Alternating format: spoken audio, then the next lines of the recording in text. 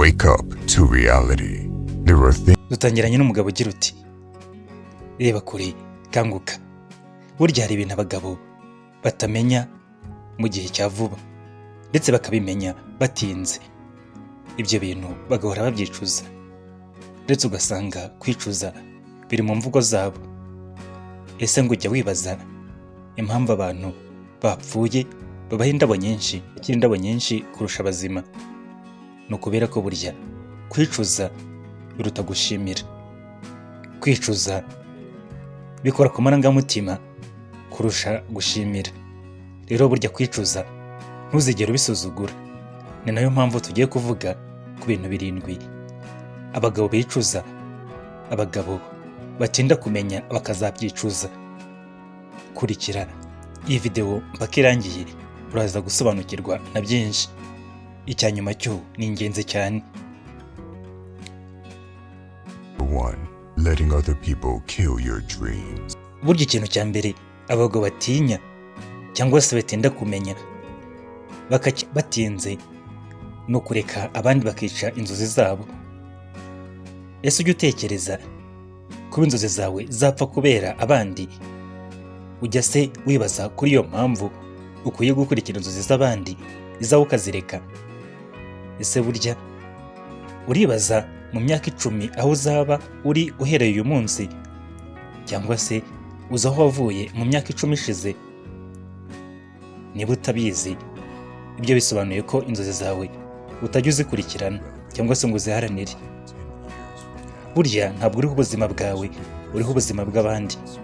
Ndetse burya urimo urashyigikira inzozi z'abandi, ntabwo urimo gushikira inzozi zawe.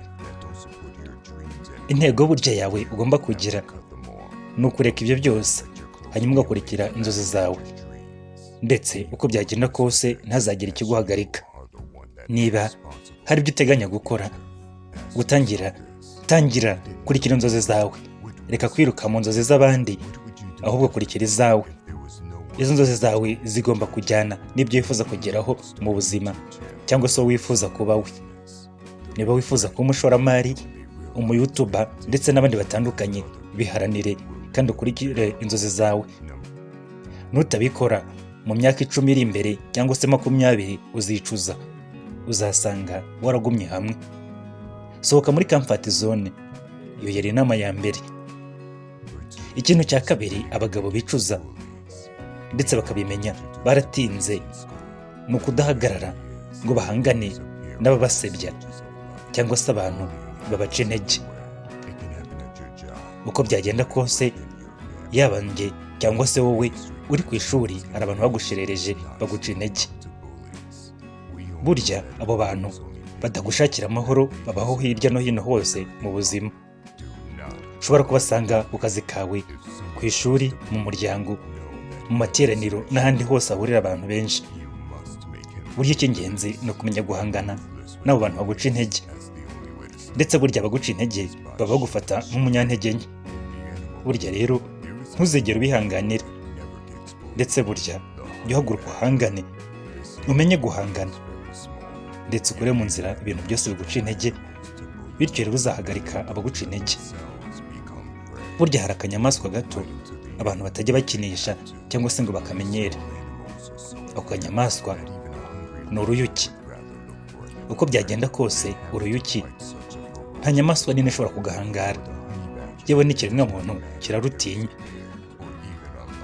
Urabizi, iyo urukinishije ugakinisha umutiba warwo, zose zikuviraho indimi zikakuruma, ukagenda urabyimbaganya. Uko waba umeze kose, waba uri umuntu munini cyangwa se umuto, waba uri inyamaswa nini cyangwa intoya, iyo wakinishije uruyuki rurakudwinga mpaka ukumirwa. Burya no ku bantu niko bikwiye kumera. Ntuzigere uhanganira abaguca intege, abagusebya, abaguserereza. Ahubwo hangana nabo, umere nka rwa ruyuki, ubadwinge, hanyuma bakuvire mu nzira. Nutabikora gutyo bazakumenyera, kandi uzahora ugaragara nk'umunyantege nke mu maso yabo. Ntuzigere uhanganira abo baguca intege, abagusebya, abakuvuga nabi. Jya ukubita ishoti bavane mu nzira. Nutabigenza gutyo uzabyicuza. Ikintu cya gatatu abagabo bicuza kubera ko batinze kukimenya ni ugutakaza imyaka yabo y'ubuto. Nta kintu bakoze. Burya gutakaza imyaka yawe y'ubuto nta kintu ukora ni ikosa rikomeye abagabo benshi bagira cyangwa se bahura naryo. Rikugeraho ku mubiri, mu bitekerezo bikakugiraho ingaruka, yewe no mu bukungu. Uko byagenda kose mu gihe ukiri muto, menya ko ari igihe cyiza cyo gukora. Korana intego.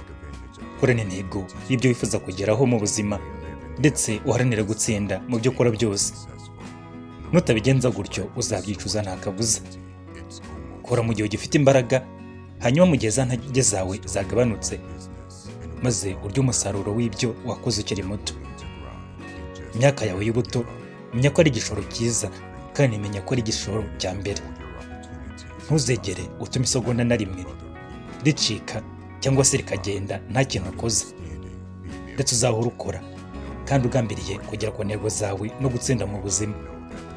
Ntuzegere wihanganira gutsindwa. Imyaka yawe y'ubuto yikoreshe neza, kandi yikoreshe mu bigufitiye inyungu aho kuyikoresha mu bigufitiye umumaro muke. Ikintu cya kane abagabo bicuza baba baratinze kumenya ni ukureka amahirwe akabacika. Ibyo birumvikana.